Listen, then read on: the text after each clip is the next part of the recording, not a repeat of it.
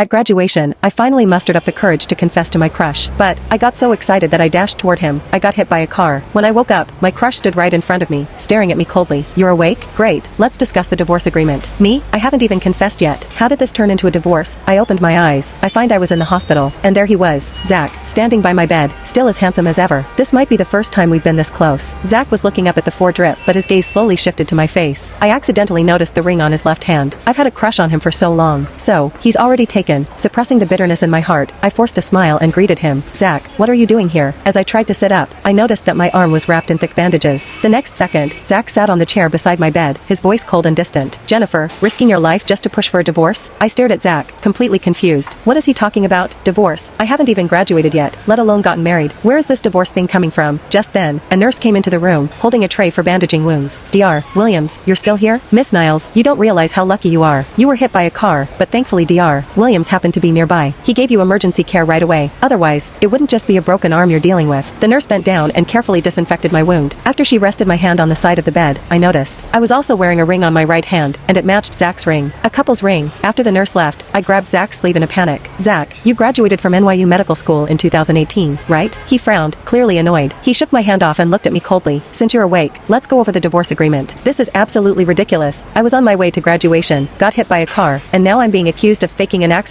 to force a divorce from Zach. Either I've lost my mind, or Zach has. Wait, Zach. Before I could finish, a little kid suddenly ran into the room, jumping right into Zach's arms. Me? Well, this kid is so adorable. I reached out with my good arm to pinch his cheek, but he immediately hid behind Zach, clearly scared. Sorry, little guy, you're just too cute. I couldn't help myself. Zach shot me a disapproving look. It suddenly hit me that I hadn't even gotten to the main point. Zach, this might sound crazy, but I don't remember anything you're talking about. All I recall is being on my way to the graduation ceremony. Before I could finish, Zach cut me off impatiently. So, you're telling me you've lost your memory? Amnesia? Yes, that must be it. Amnesia is the only explanation for why I don't remember any of this. I nodded sincerely. Zach's icy expression didn't soften. He pulled a document from his bag and tossed it onto my lap. This is the divorce agreement. The terms are exactly as you requested. If you have no objections, just sign it. I opened my mouth to respond, but no words came out. The little boy in Zach's arms looked sad, his lips trembling. Zach, shouldn't we avoid discussing such topics in front of a child? It's not good for his emotional well-being. How considerate of you, Jennifer. Zach sneered. That's our child. And yet, when you were having dinner with another man, did you ever think about how that might affect his emotional well-being? I hadn't even processed his first sentence when the second one hit me like a ton of bricks. I stared at the little boy in disbelief. So, I didn't just get married, I have a child too. But the little guy paid no attention to me. He buried his face in Zach's neck, refusing to even look my way. Too much information. My brain couldn't handle it. I was officially out of commission. It took me a whole day to wrap my head around everything. It seems I really did lose my memory. I'm still me, and Zach is still Zach. The only difference is, we're married, and we have a kid. But that divorce agreement sitting on the bed speaks volumes. There's clearly a problem with our marriage. The problem is, did I cheat? No way, right? Why would I cheat on Zach? He's good looking and smart. I must have been crazy. So, what went wrong? How can I get my memory back? I scratched my head, completely frustrated. Mommy, a tiny voice came from the door. I looked up to see a small face peeking through the slightly open door. Daddy said you need to disinfect your hand. Here's the iodine. He said you should do it yourself. The little boy held a bottle tightly in his tiny hands. I gestured for him to come closer. Mommy's hand hurts. Can you bring it over for me? The boy hesitated for a moment but eventually nodded and shuffled over to the bed, placing the iodine on the bedside table. I pulled him onto my lap and studied his features. His eyes were big and round like mine, his nose straight like Zach's, and his face. A perfect combination of both of us. This was our son. I couldn't resist hugging him tight and planting a big kiss on his cheek. He smelled so sweet and innocent, absolutely irresistible. When I looked up, his face was bright red.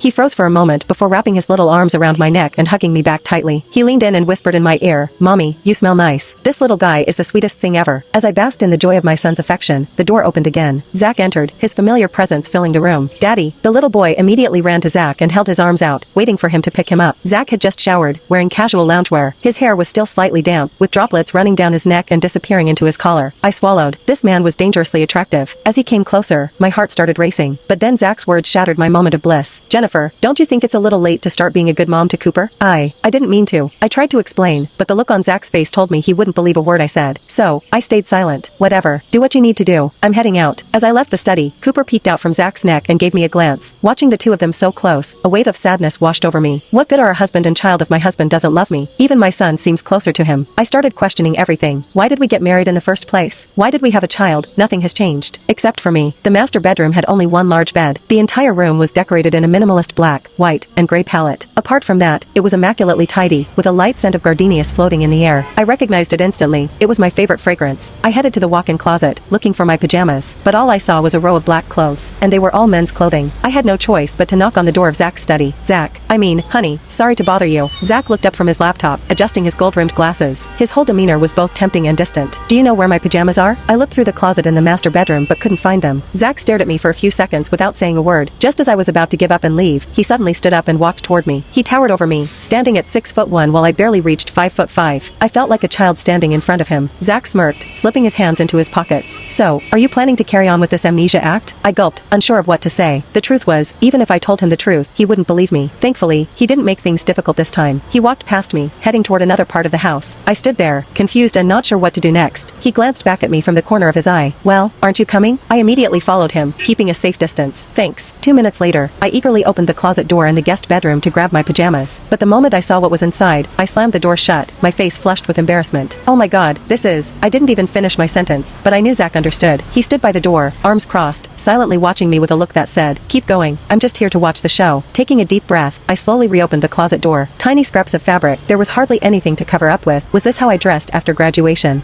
After I got married? Had my style become this? To make things worse, Zach didn't seem to have any intention of leaving. I ignored his piercing gaze and continued searching through the clothes, but I couldn't find anything even remotely normal. I sighed inwardly and, for some reason, turned to Zach and asked, honey, which one do you like seeing me in? His eyes immediately darkened, and without a word, he turned and walked out of the room. The door slammed shut behind him, and the sound made me jump. Why did he get mad? They say women are hard to understand, but men are even more of a mystery. I grabbed some pajamas and headed to the bathroom. A wild thought crossed my mind. Could our impending divorce have something to do with issues in the bedroom? After my shower, I wrapped myself in a robe and headed to Cooper's room. The nursery was cozy, and it was clear Zach had put a lot of thought into it. Everything was designed with care. I tiptoed over to his bed. Cooper was fast asleep, clutching a little stuffed animal. I gently tucked the blanket around him and wiped his thumb, which he had been sucking on. For the first time, I felt a real connection to being a mother, but I still didn't know how old he was. I looked over at our marriage certificate. It was dated 4 years ago. That meant Cooper must be around 3. I ruffled his hair and quietly left the room. Just as I closed the door, I turned around and saw Zach standing right in front of me. We were so close that if I looked up, I could bump into his chin. My back pressed against the door, and Zach didn't seem to realize, or care. My heart raced so fast, I thought it might leap out of my chest any second. Are you done? Yeah. The air was thick with awkwardness. I had no idea what to say next. So, are you going to bed now? Zach didn't respond or make a move. I tightened the robe around me, making sure he couldn't see the revealing pajamas underneath. Okay, I'll go to sleep first. Then, I stepped aside and practically bolted to the master bedroom. Without a second thought, I jumped into bed, pulled the covers over me, and lay still. Moments later, the bedroom door opened, and Zach walked in. He paused when he saw me lying in bed, seeming a little surprised. He stood there, just staring at me. His gaze made my scalp tingle. Honey, which side do you usually sleep on? No answer. Has Zach always been this strange? He's so quiet, always just staring coldly, without saying a word. Frustrated, I got out of bed and stood by the side. You pick first. Zach finally moved. He walked to the other side, lay down, and shut off the bedside lamp with a loud click. Now we were in total darkness. Great. Thankfully, I don't have night blindness, or I'd really be angry right now. I fumbled in the dark, trying to get comfortable under the covers, but I couldn't sleep. My mind was a chaotic mess, and to make matters worse, my arm, which was still sore from the accident, started to hurt again because of the way my robe was pressing against it. I shifted slightly, but Zach didn't react, so I sat up and tried to remove my robe. As I finally managed to shrug it off, rubbing my sore arm, Zach suddenly opened his eyes. Before I could react, he rolled over and pinned me beneath him. I gasped, my breathing instantly becoming erratic. In the dark, I couldn't see him clearly. Jenny, what are you doing? Zach asked, his voice low. What do you mean? You wanted to get married, you went through so much trouble to get a divorce, and now you're lying next to me. Jennifer, I don't have time for your games. What do you want?